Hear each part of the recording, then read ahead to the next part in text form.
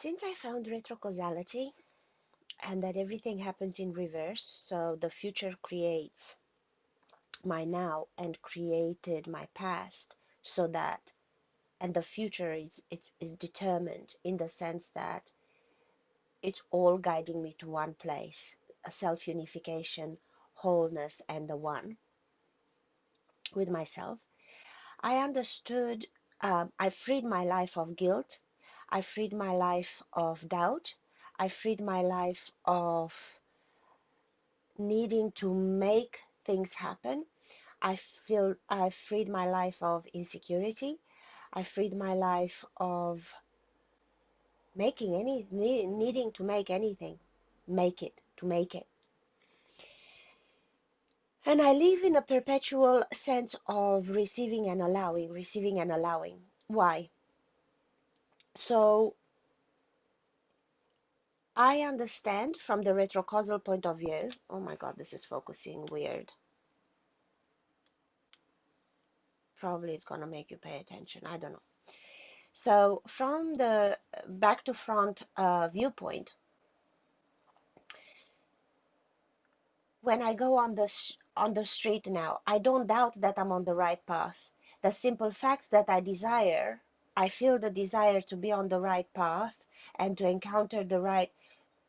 So the law of attraction and the other teachings say, oh, visualize your day so that you have your day how you want it. Now, to me, the concept of want triggers retrocausality. If the want is that means that is calling. As soon as I hear a want, it's a doorbell ringing. So I'm interpreting it, okay, so the day wants to run in a certain way, certain things. So all I have to do is not to make anything, not to put any effort into it, just to acknowledge it and to say, okay, so the day wants to run this way. How do I let it? By being absolutely sure that with the want comes the solution. So do I have to get involved to make anything, to do anything, to get my sticky nose and my limitations in? Oh, well, which way will I go then? Who's that person that I'm going to meet? I wonder what coincidences are going to happen. That's none of my business. The want is from the future, yeah? Is the future telling me this is what would like to manifest? Do you allow it or not? The moment I put myself in it, my own limitations and program are going to shut the door. So all I do is everything I do it without question whether it's on purpose or not. I do it without question whether hello, right. I do it without question whether it's good or not, because I know for a fact it is given, and anything that happens, it's exactly how it should happen. So with this, obviously, I've got no more guilt. Guilt is the biggest thing that retrocausality proved as a lie. And this is why forever and ever and ever we try to fix lies. We try to fix um, um, lack of success. It's a lie. Absolutely everything that happens to you, if you just call it success, oh, it's not here. Oh, look, the money is not here. The not here is the success, because that's pushing you. So the not here, it's a thing. The non-event of something, it's an entity in itself. So I absolutely learned that there is no such thing as negative as positive and positive. By allowing and receiving, that means absolutely everything. That so if I walk on the street, whichever street corner I turn is the right street corner without doubt. Why? Because I've done it. If it's done, it's part of. No, I don't doubt. Why? Because I know for a fact the want is not mine. The want wants me. I just picked it up. Whatever it is to come. So then I don't have all these hang-ups and preset point of view on what should happen and how it should look like. So therefore I've got no doubt. So retrocausality literally what do I have to do? Exactly what I'm doing. If I am to go on YouTube the whole day, well, then that's what it is. Because how do I know? If there was something else to do, I've got so much proof of this, so many coincidences, so many findings on the street, so many bumping into the right person, that I would be totally a Donkey Kong to even doubt it. Like I would be an absolute moron to doubt it anymore. Because I've got so much proof of this just by doing it. Just by the assurance. How I'm dressed, it's always perfect. Why? Because I don't know who's gonna walk on the street. I'm part of a puzzle. I'm not the whole puzzle. But in me playing my right print on that puzzle piece, I fit perfectly in the other puzzle. That I don't doubt.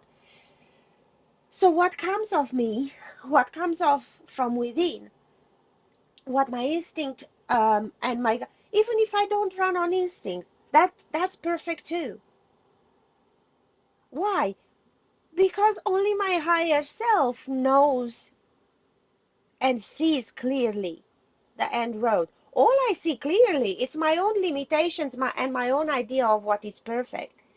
And honest to God, our own idea, and even when we create our wants, they always look exactly like in the movie Bedazzled with Brandon, what's his name? Brandon, the guy from The Mummy, and Liz Hurley. Bedazzled. Yeah, he gets all of his wishes. He makes a deal with the devil and gets all of his wishes. But there is always a catch. It's a very funny movie. But look at your life. So stop making effort. Absolutely every other frame of thought, thinking implies go make it. Go. Even if you pray, even if you go tell God, first of all, the simple fact that you're going to pray for it, you are declaring. Even if you're doing positive affirmations, what is a positive affirmation? You're talking to your own self, because who else is there but you, your mind, your higher self? You're deaf, you don't hear me. You're deaf, you don't hear me. It's not here yet. That's why you keep affirming. If you had what you wanted in front of me, I want this. I want this. Once I have it, do I do affirmations on having it?